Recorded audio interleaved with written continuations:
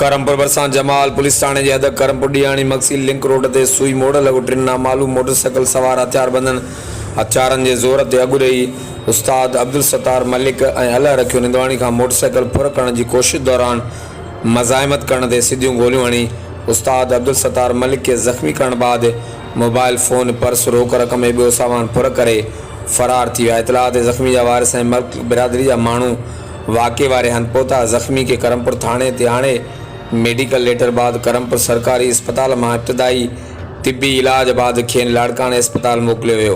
वाक़े जो केस दाख़िल न थी सघियो जॾहिं त इलाइक़े में ख़ौफ़ वारी सूरत हाल आहे। हर वक़्तु आगाह लाइ ॾिसंदा रहो JTN वेब न्यूज़ करमपुर।